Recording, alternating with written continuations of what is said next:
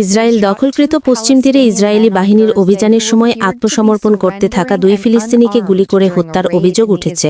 বৃহস্পতিবার 27 নভেম্বর জেনিন শহরের নিকটবর্তী এলাকায় এই ঘটনা ঘটে।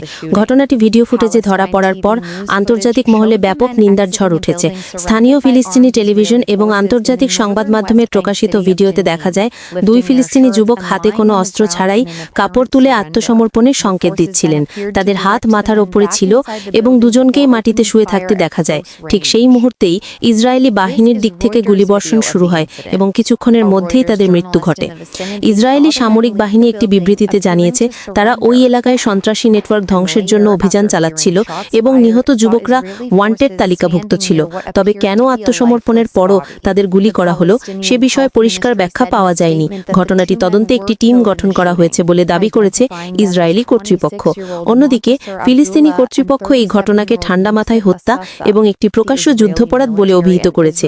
মানবাধিকার সংস্থাগুলোও বলছে সাম্প্রতিক সময় পশ্চিম তীরে এ ধরনের ঘটনা উদ্বেগজনকভাবে বেড়ে গেছে এবং অধিকাংশ ক্ষেত্রেই এসব ঘটনার নিরপেক্ষ তদন্ত বা বিচার পাওয়া যায় না।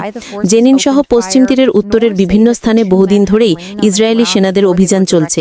এই অঞ্চলটিকে এখন সবচেয়ে সহিংস জায়গাগুলোর একটি হিসেবে বিবেচনা করা হচ্ছে।